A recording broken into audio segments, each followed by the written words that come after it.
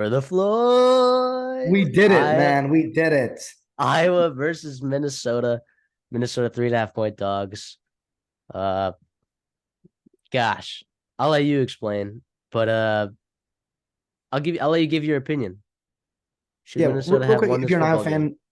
fan, yeah, if you're not a fan, don't turn it off real quick just because you heard me say we did it. Yes, I am a big Minnesota fan, but I'm gonna try to be unbiased here, right? And you might not like what I have to say, but like for 3 years now, probably like Minnesota has outplayed you, right? For 3 years now, and you won two of those games. And yesterday, Saturday, right? You probably should have won in terms of like that fair catch, whatever else. Like it was a weird call. The rule book, in my opinion, and what I've seen on Twitter and like have refs explained it to me, like it is very, very cut and dry. That was the right call that they made. Is it very unfortunate? Is it tough to see a game pretty much decided on a referee's call? Yes. But at the same time, like as a punt returner, you should know the rules. And that's been called a lot of times in college football. It's Not called every on year. Javier Arenas in 2010, I Yeah. believe. Javier Arenas had a punt return touchdown in a big game. Got waved off. Yeah, exactly. And so like Cooper DeJean obviously is incredible. He's so awesome. First of all, my first takeaway is get him on offense. Like he should be playing offense. The wide receivers are terrible, right? That one good catch, right? That was a really, really good catch on that first drive, right? Where, Cooper or Deacon Hill extended the play and actually made a really good big time throw. And the guy made a very good contested catch. His only big time throw of the game. Yeah, he missed a lot. And now he had one dropped on third down that was really tough. It looked like the sun interfered with it, but like at the same time, if you have like negative yards on the second half, you do not deserve to win a football game. Like, don't be complaining to me or Minnesota fans on Twitter that like you lost the refs screwed you. You had a chance to win that game. You had the ball. You needed to move the ball 20 yards with the wind at your back to win the football game. And you went backwards and then threw a pick. Like, come on now. In terms of like Also, their one touchdown drive, 5 penalties on Minnesota. oh, that was incredibly frustrating because like it just should not come down to that. And that was at the end of the half. And like Minnesota needed to keep that, in touchdowns in this game, obviously are at a premier, like it's Minnesota, Iowa. We pounded the under for a reason because like this is exactly about as we planned it would be. Now, obviously the wind played a factor in, some of the game plan and whatever else. How about PJ Fleck burning 2 first half timeouts at the end of the first quarter to make sure that they kicked a field goal, and in the right direction. And it paid off for them. They made the field goal. And that was the difference in the game was 2 points. But one thing I did love about that game was, and they did a good job on the broadcast of it, like Minnesota was on the opposite side of where the broadcast camera was coming from. So you saw you could see their sideline a lot of times, especially when the play went over to the sideline there. And PJ Fleck wanted to win that game so bad. You could see it every time. Like any guy would come close and he was just yelling at it, pointing to the first down line because he knew how important getting just one first down was for them. And to be honest, to credit Minnesota and credit Ethan Kaliakmanis, they moved the ball really well in the second half. Whoa. He was awful. He was awful. Ethan was terrible. He was arguably worse than Deacon Hill at times in this game. Yes, Dude, but also like they moved the ball easy. Like Daniel Jackson gets open. That's what I think. Daniel Jackson is a top 30 wide receiver in college football. I really, really believe that, and it's crazy. People are probably going to come at me and be like, "What are you talking about?" Like if you watch this guy play, he's unbelievable.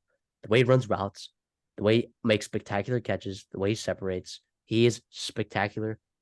His body control, his awareness, he's ridiculous. Easy pitches and catches. Ethan could not get him the football. No, and that was incredibly frustrating on 3rd and 4. And he would routinely beat. There were 3 to 4 times in the game where he would win a rep against Cooper DeJean, flat out win it, and you just miss him. And like, if you understand the way that this rivalry game has gone by, like that comes back to bite you. And for Minnesota, it didn't. The problem is like Iowa. It almost did.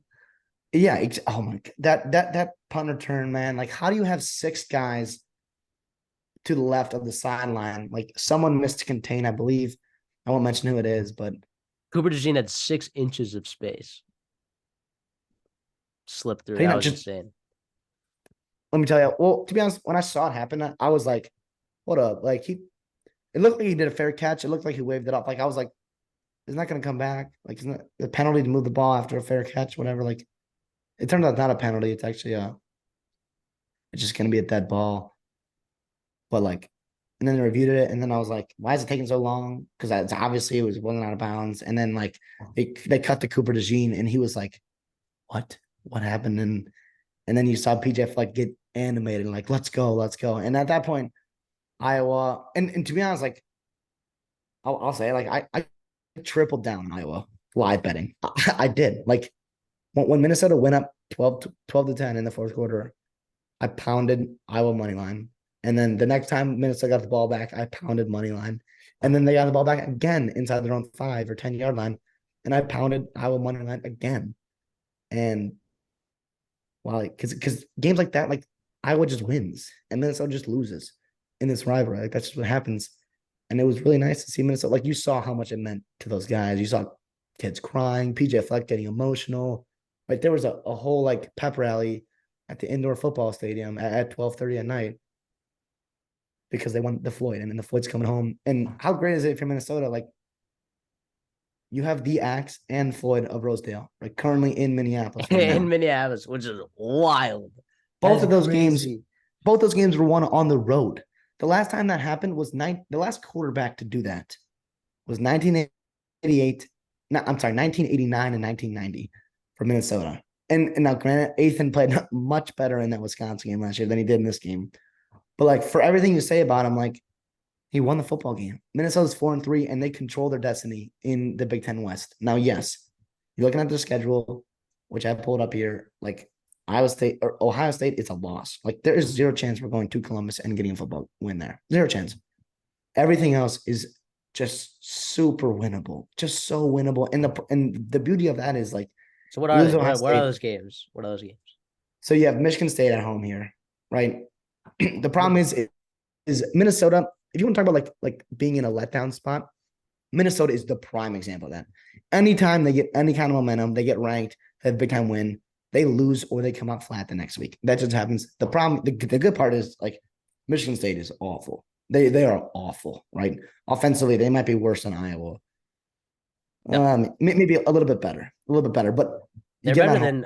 than they're better than Indiana. They're better than Iowa. I think they're offensively. I think they're Better than better than Rutgers. Northwestern. I think they're better than Nebraska offensively. Maybe Rutgers too. Geez, the Big Ten sucks offensively this year at the bottom half of it. Oh, did you just slander Rutgers? Did you just say Michigan State is a better offense than Rutgers? Michigan Blasphemy. State should have won that football game, by the way. Anyways, Michigan Yeah, no State, one cares. Illinois at home, at Purdue, at Ohio State, and then at home versus Wisconsin. And we all saw Wisconsin play with their backup quarterback this weekend, and that's a very winnable game. And so, like, everything is there for Minnesota. You do need Iowa to lose one more football game. As for Iowa, you technically don't control your own destiny, but you will come November once Minnesota loses to Ohio State.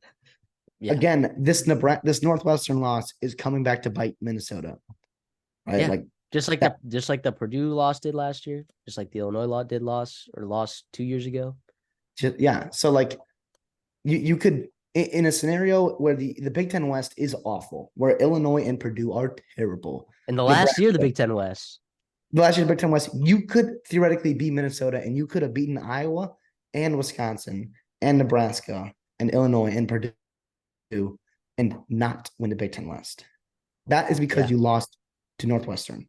You blew a 21-point lead in Northwestern. But to be honest, this is Minnesota. We celebrate our wins. It's the 24-hour rule. We still have about one more hour left of the 24-hour rule to enjoy having the Floyd come home.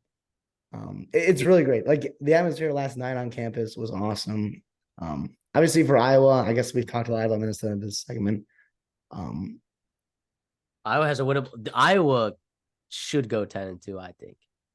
But also like the way that they play football and with that quarterback right now, like they have a bye week much needed bye week. This team is beaten up. Now, while they won't get Cade McNamara back, they won't get Luke Lackley, they won't get Eric All, right? But they're going to get some guys back healthy. Maybe guys that are banged up playing at 80%. They'll get them back to full strength come November. They get 3 home games and then at Nebraska, right? Like this, they like you said, they should win all those games. But also, like, Iowa is, I mean, just with the way that quarterback plays, like, their offense is, like, they could lose any football game. They could lose all of those games. Are they gonna? Probably not. But yeah, I do think Minnesota, they do have to play much better offensively. Now, I think Iowa's defense is just really good. And those windy conditions are tough. Going to It was, absolutely very windy.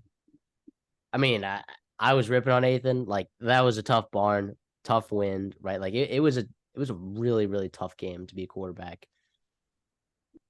I'll say he threw a couple of actually really good passes. 2 of them were actually completed. Corey Crooms had a tough day, very tough day. 4 drops, not good. But anyways, Van Ford. Oh my goodness, he has been the biggest disappointment this year. We were so high on him. Everyone was.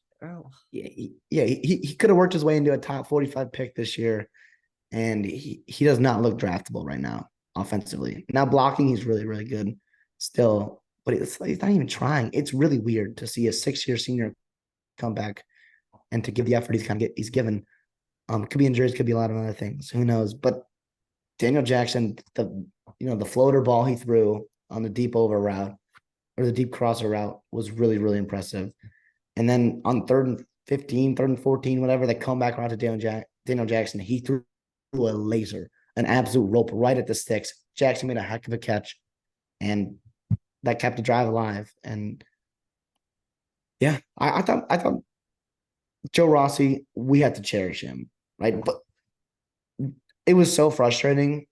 On 3rd down, if you want to keep to beat Iowa, just blitz on 3rd down. They can't block it, and he cannot move around it. So, like, and to be honest, they don't have the receivers to separate right away at the beginning of routes. So, like, part of me thinks that Iowa, might go 2-2 the rest of the year, but also another part of me is like, let's be real about this. Like, Iowa's gonna go bye week, and they're gonna go 4-0, and probably be in Indianapolis and get blown out by whoever they play. But also, like, Minnesota at the same time would also get blown out by anybody in the Big Ten East. So yeah, we'll see. I mean, regardless, though, it was a great football game. Rivalry game. A lot of drama, a lot of stress. That's why we love college football, with all the drama that comes with it.